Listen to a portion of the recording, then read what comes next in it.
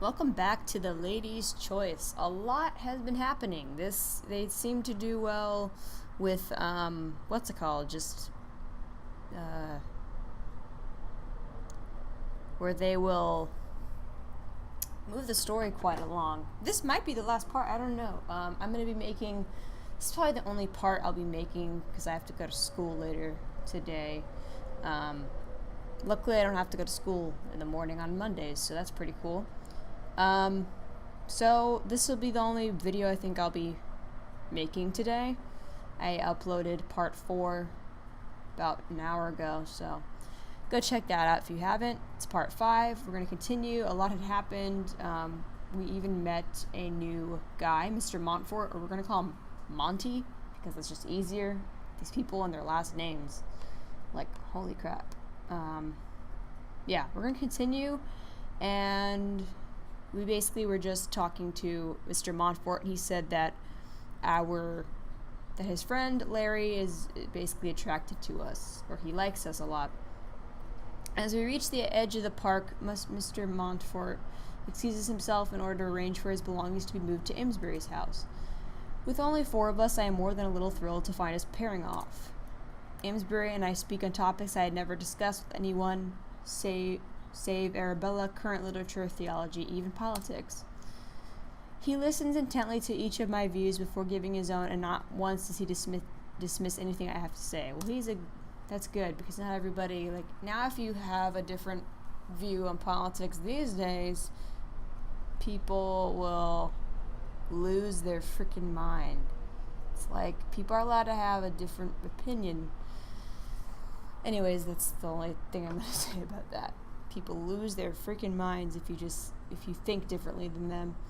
It's ridiculous. Like, if I'm preaching anything, I'm just preaching open-mindedness. That's all.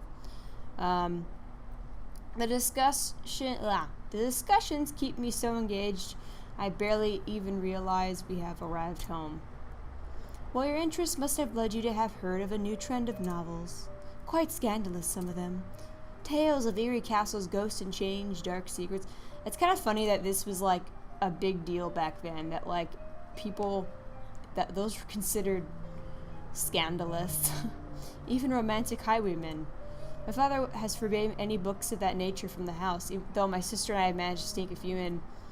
That's the thing, it's a lot of people, especially with music and everything, they always think that just because they say, oh, you're not allowed to listen to that music, you're not allowed to read these books, that it's going to stop their kids. If anything, I feel like that makes the kid more interested in wanting to check it out. You know what I mean?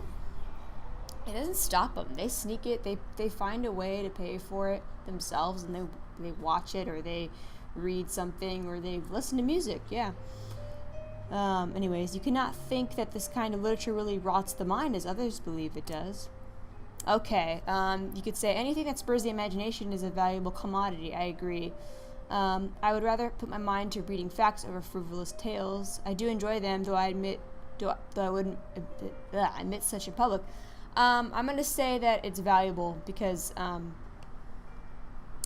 we've always had people that are very creative despite society saying oh, this is junk. When in reality, they're just being different. How do you think we get all these new and classic stuff? I believe anything that spurs the imagination is a valuable commodity. Oh, on this you agree, but my idea that horse-drawn carriages are a nuisance is too far-fetched. Is he the guy that... he thinks carriages are a nuisance? That's the only way you can get around other than walking in this time period, I think. What the heck? I can hear the teasing in his words. I cannot help but smile at it. Mr. Amesbury, carriages may be in a danger in some areas, but how else will people... Exactly! Rosa's saying what I think. I cannot travel to town on foot now, could I? Yeah, we're not nomads, okay? We're not gonna just wander till we get to our destination. That is true. He steps closer, closing the small gap that had been between us. And I never wished anything that would have kept me from meeting you. I stuttered to reply, able to feel the heat of his body, as he is so close. Because my absence would have allowed you to think you were right in all things? Because you engage me in all ways, Miss Smythe. Oh my. I feel a rush of heat flood my cheeks, and I have to glance away for fear of being hypnotized by him. His focus remains trained on me. Even the chill breeze is enough to stifle the heated air that clings about us. I let out a small breath through parted lips and then watch as his gaze drops to them. Would you allow... Rose, we should really let the gentlemen be on their way. Hey! Arabella, I do not interrupt you when you're with your Foxley fellow. You do not interrupt me when I'm with a fellow. Stop it. Jeez. At the sudden call from Arabella, I take a stumbling step back from Mr. Amesbury, hoping to find my wits again. Of course. I smile at Larry, struggling to keep the moment from before from my thoughts. Good night. Good night, Miss Smythe. I truly hope to see you soon. He tips his hat, staring at me for a moment longer before turning away to walk off with Colonel Foxley down the shadowed street. I wonder if the swindler, if he'll, like, show up as the swindler, like, 2 seconds later, like, whoa, you know? I watch him go before noticing Arabella step up beside me. Quite the progressive thinker, is he not? Your Mr. Amesbury. He's calling him mine. Oh my gosh. You should not say he is mine, Arabella. People will think you are serious. I believe his attentions towards you are a much bolder declaration than my statement.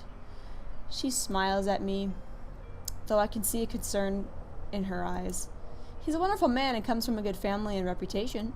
Just be careful not to be swept up in his way of thinking yourself. Rose, you don't even know what Rose was talking about. Like, people, it's like, does she think I'm gonna, like, switch my thinking? No. Opposite attract, you know, we seem to not agree on everything, so that's good. Rose can think for herself. She's a rebel. Okay, society isn't quite ready for people of his mindset, and I would hate to think of you getting the annoyance of society for sake. I don't care about society. You don't want to... She's basically like, don't be a rebel, like, don't be different, you know. Just fit in. And it's like, what if that's not what you're about, you know? Like, jeez. You worry too much for me, Arabella. Mind your own damn business, Arabella. I know you're my friend, but oh my gosh. I have known him so short a time, and nothing serious yet come of it. It takes only a moment if it is true, Rose. Well, yes, you have your Foxley. Her earnest Foxley. She takes my hand gently and smiles. Let us get inside. I am quite chilled without the presence of Colonel Foxley to keep me warm. Just a remind. Oh, and you worry about my reputation. Yeah. Our laughter echoes down the empty street before we turn to head inside. The next morning, it is the quietest I have spent since arriving in town. Arabella went into town to do her duty and meet some of her extended relations. Do her duty? What does that mean? That's strange as heck. So, I enjoy the quiet of the morning sunshine, sitting on my window seat and reading. And then the swindler, or at least I attempt to read, she's thinking of Larry Bear. Instead, I find my mind wandering to yesterday's vigorous conversations with Mr. Amesbury. It's such a thrill to be able to speak with someone on such topics and be engaged in debate rather than being dismissed. Exactly. It certainly helps that he is so handsome. Not as handsome as Monty. Oh my gosh. That guy is amazing. I know his first name is Pierce, but I am calling him Monty for now. I give a happy sigh, not willing to let my thoughts move away from him. Ah! What is up with people, like, slamming doors and throwing glass onto the floor? They kind of rhymed, I'm sorry. I mean, I didn't mean to rhyme, but it did. The sound of the door jolts me back to reality, and I can hear Arabella's voice echoing from the hall below. Is she in her room? What's going on? Yes, Lady Ashburn. Bring us tea, would you, Johnson?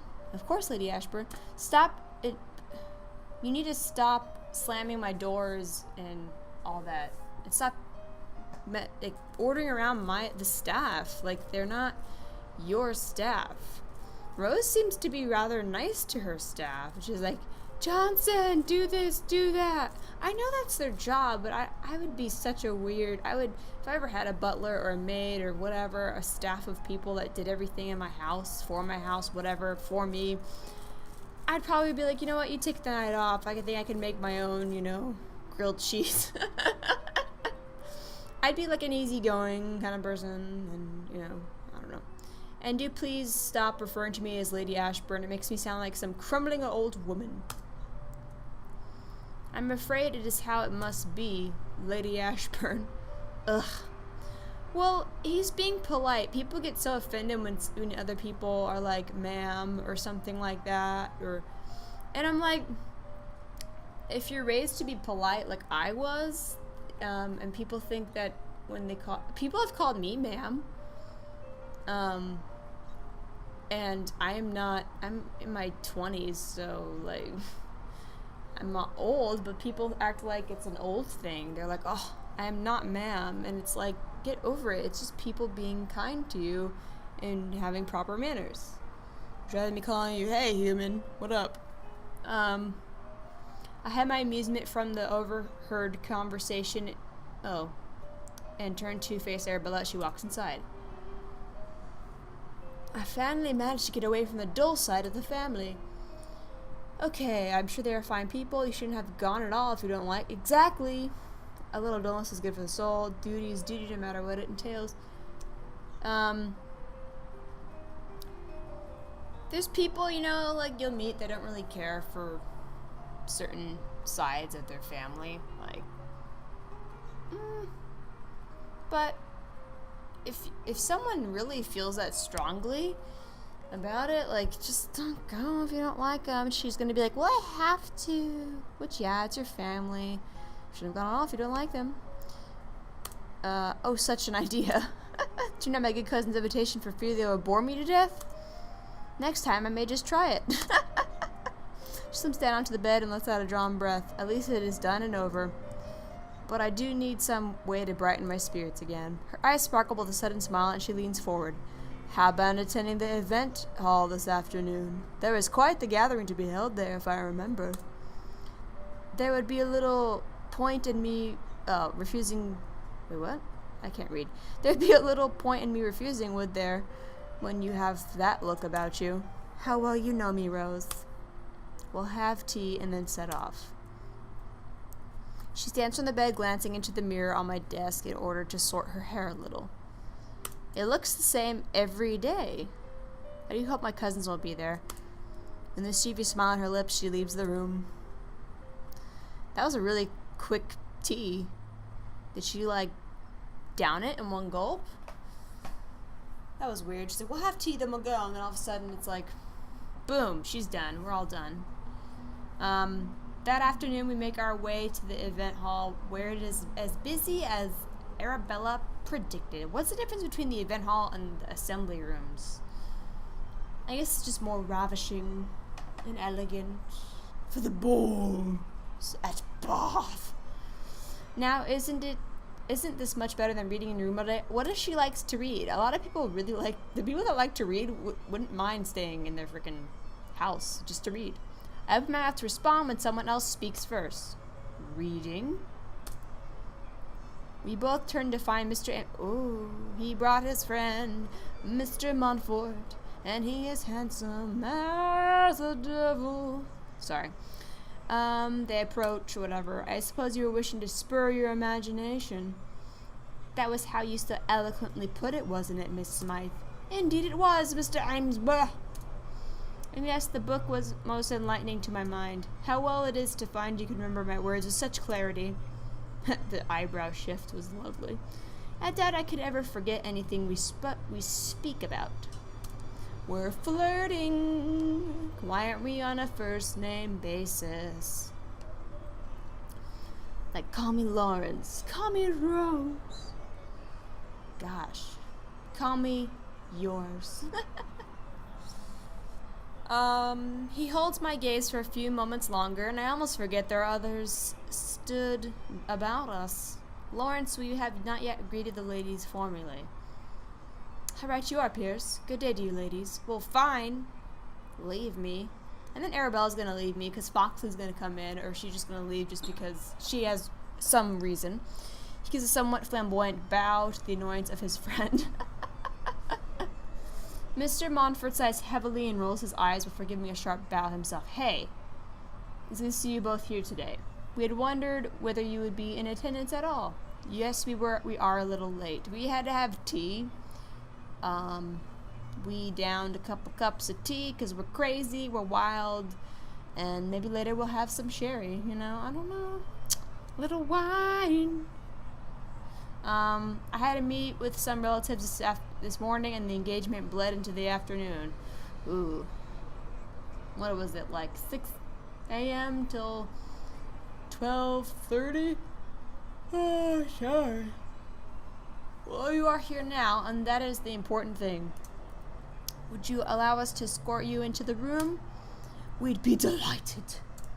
I take Larry's offered arm, the feeling of stepping into place beside him almost comforting. I hope we figure out he's the swindler in this episode, because, honey, parts of it move really quickly, but there needs to be more, like, is he the swindler? What is he?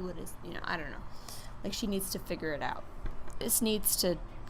Parts of this, the story need to kind of develop a bit quicker. I get it, they're developing the romance, but I need more of the real drama, the drama llamas, shamalama ding dong. Arabella and Mr. Montfort walk a couple of paces in front. I don't suppose you've happened to see Colonel Foxley at the hall today. She throws the question out to both gentlemen, and Mr. Amesbury slides his knowing gaze to me. I give a quiet chuckle in response. I believe I spotted him with some other officers not long ago. He stands much taller than any here, so he shouldn't be too hard to find. Arabella, you will find him. Don't worry, you have no trouble, or he will find you. You guys are, like, glued to the hip. Arabella's whole being lifts at the news, and I notice her step speed. Oops, sorry, I didn't mean to hit that, but she basically. Oh no! I have to say, this story versus the Stanton one, you see a lot more of Miss Witter, and I don't know if that's a good thing. I mean, it's entertaining, but we pass a couple of hours in very good company, joined later by Miss Witter. She is most captured by Mr. Montfort, who politely deals with her reverence with a surprising amount of practiced ease. He don't want to date you because we're Rose Smythe and we get all the men, okay? A while later, the gentleman offered to find more tea. To find it? Okay. Leaving us alone to talk more openly without their presence. Mr. Witter wiggles her chair forwards, the legs shrieking slightly on the polished floor. Thank you for bursting my eardrums with your shrieks, Miss Witter. I do my best not to wince at the sound and attention it brings. My aunt unfortunately knew little of Mr. Montfort, even though his family is so prominent. But she did know a little. Really? Is she just gonna say that, like, that he's really good looking? Because we know that. We can see him. The green eyes, the finely chiseled cheekbones. I mean, come on. It is difficult to feign, I'm not gonna say that right, disinterest. And both Arabella and I lean closer to her as she speaks. He is the heir to a vast fortune and estate far exceeding that of anyone in town this season, save Sir Walter Huntington. Ew. He's married to the Thomasina girl, the old lady. He's apparently very well mannered and most welcomed wherever he goes. Well, have you seen him? The eye candy is most welcome. I can attest to his countenance being most pleasant, as can I. Can I help smiling at the blush that blooms on her pale cheeks? He's the oldest son of 3 with 2 sisters as well. It's quite the good-sized family. His parents' marriage must be a happy one, at least. It is, from what anyone can gather. Many have not seen Sir and Lady Montfort in society for some time, though. Rumors are abound as to why that should be. I don't think idle gossip is a fair way to learn more of anyone. Yeah. It's good to be armored with prior knowledge of a person upon making their acquaintance. Nah. Rumors, how dreadful. We're just gonna say rumors. Rumors? How dreadful. I should hate to be the target of such gossip. I pushed a curl of hair behind my ear, hoping to hide my face from the sudden glares of those surrounding us. My statement. Oh, do not worry on their account, Rose. I should think more on what people talk about you. Why are we so interesting? Just because we were out of society for a little bit? Like, jeez, who cares? Maybe on how you and Mr. Amesbury have spent the whole afternoon in each other's... Who cares? Barely even acknowledging the rest of your party. Arabella, that is not... And then there he is. You're kind of late. Mas tarde, Colonel Foxley. Colonel Foxley's return stifles our bright laughter. How, we missed a good joke? I do hope not. As soon as he sits, I notice Arabella tuck her hand around the Colonel's arm, almost from instinct, then purpose. I smile to myself, Arabella teasing me over my attachments when it is hers that seems so clear. You have missed nothing, Ernest. Ernest. The two are once again lost to each other, and I hear a loud sigh from Miss Witter as she realizes it too. I suppose I best return to my aunt. Yes, return to your aunt. She gives a final curtsy of goodbye before scuttling away through the crowd. Mr. Amesbury and Mr. Montfort take her place. Yay! Miss Witter is no longer to join us? No need to sound quite so relieved about it, Pierce. I did nothing of the sort. He is perfect for us. We both don't like Miss Witter. Yeah. Mr. Amesbury slaps Mr. Montfort on the arm, making him stumble a little. Break out the smile once in a while, man, or I fear that polite refinement will stick. A gentle laughter settles over the group for a moment before quiet reigns again. Well, I am in need of some exercise. I have been sat in one place for far too long. Shall we, Ernest? It will be my true delight. He takes her hand, the two wandering off together about the room and greeting those who attended.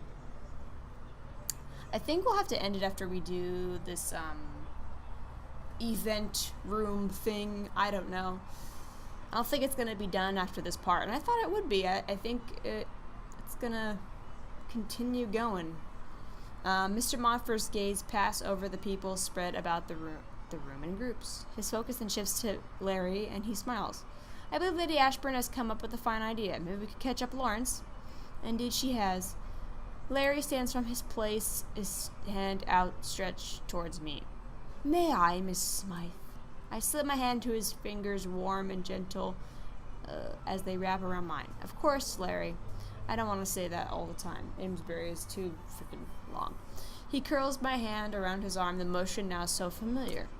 We turn to face Mr. Montfort, who is looking a little stiffer than he had just a moment before. We want to dance with you. You coming, Pierce? Miss Witter is just going to run over. I want to dance. We can bore Miss Smythe with tales of our youth once again. Such tales would never be a bore. I can recount some of my own. Stay silent. I'm going to say they'd never be a bore. I kind of like learning about them when they were younger. Such tales would never bore me, I can assure you. Larry's attention shifts from his friend to me, a genuine smile lighting his face and making his brown eyes sparkle. I think I shall only be intruding should I join. Don't be if you excuse me, I do need to return home anyway. I must write to my family lest they fear I did not arrive in town safely. Wait, you're just now gonna be sending them a letter the day after you arrived that you arrived? You are late on a lot of things, dude. Better late than never, I guess. He gives a quick bow until he strolls away before we can protest. Pierce. Larry's call does not stop the man as he disappears towards the exit. How odd. Is everything all right? Larry smiles at me, his worry replaced by a cheer. I expect so. It's true that Pierce is close to his family. It's not unusual for him to bow out from events early and to wish to write them with the news. Okay. But enough on him. Let us walk about the room. And so we begin circling the large hall, smiling at those who greet us. After a little while, I hear him give a small sigh. You're bored with walking already? We're just walking. What? I thought we were gonna dance. Get our boogie down, Larry. Gosh. It is not the walking, it is the crowds. He leans closer, his voice hushed, and then I roll my lips at his easy intimacy in such an open setting. I feel so constrained in such public venues. If only had a chance to speak alone, Miss Smythe. Well, let's go to my bedroom and close the door and talk and whatnot. Or just into my foyer or whatever. Everything is so rigid when amongst people. I wish to speak to you as though in the comfort of our own home. Of our own home? You mean like either or? What? I'm unsure how to respond to such a statement. Ah, my apologies, Miss Smythe. I realize now how scandalous that must have sounded. Ooh, scandalous. Can you come over to my house? No, people think it's scandalous in society. I realize now, my meaning was much more innocent than you may now think. I am sure it was, Larry. Yet I am pleased he cannot hear how fast my heart beats in my chest. His gaze holds mine for the longest moment until we almost collide with the couple in front of us. He gives a light laugh and we return to our task, enjoying the quiet company of each other. A while later, Mr. Amesbury excuses himself to check on Mr. Montfort, Monty, his obvious worry not truly settled for his friend. Yeah, he's worried about him. He kind of tries to go, oh yeah, it's normal, like he's really close to his family, and then he tries to play it off like, I guess it's normal, but now he's just like, what? And with the Colonel leaving us also, it is only Arabella and I left at the end of the evening to walk home. So maybe we will,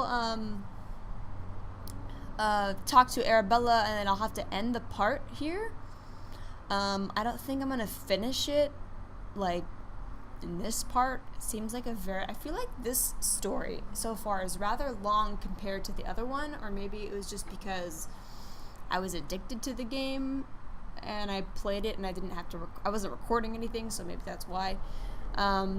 Anyways, we're talking to Arabella next to Cheese Ale. I like how the windows are all purple at night. It's pretty cute. It feels as if I have barely had a chance to speak with you this afternoon, Rose. It's because you're with Foxley. I mean, it's fine. It is quite alright. I had good company. Yeah, she's like, I'm cool. It's like, we live with you, girl. I see you all the time. We just had tea, and you were telling me about your boring cousins. As I could see, my cousins in real life, like, they're far from boring. They're interesting people. I have all different kinds. I have so many cousins, and when you have so many cousins, you have all different kinds of people. And it's pretty cool. They're pretty awesome. Mr. Amesbury was very attentive, as was the Colonel to you, I noted. Yes, well, he's a true gentleman. She keeps blushing. Oh, my chuckle echoes down the empty street, the happy sound striking against the consuming darkness. Oh, we're gonna get meat by the swindler. We're gonna be on Swindler's list. I'm sorry, that was a weird joke. I do believe we have been most blessed this season with our company, and what great happiness it brings to see you smiling so much, Rose. Larry may be far more liberal in his thoughts than I would like, but his affections seem truly genuine. He is certainly unlike any man I have ever met before. He is strange, I'll admit, but he's funny at least. He's fun. And that is probably why he has caught your fancy so thoroughly. Well, no shite. You can hardly find a man of such intellect and interest in the subdued houses of the country. Yeah. I guess so. I also expect it would be even more difficult to find a man who can match your ever-changing nature. Me? She calling me like, I don't know, like, she acting like we change it with the seasons. I think Mr. Amesbury must enjoy having you keep him on his toes as to how you will react next. I pull her closer and we smile at each other, my appreciation for her having forced me into the season this year clear on my face. She's kind enough to say anything in response. Ah! What is that? How did I know? It's going to be the swindler.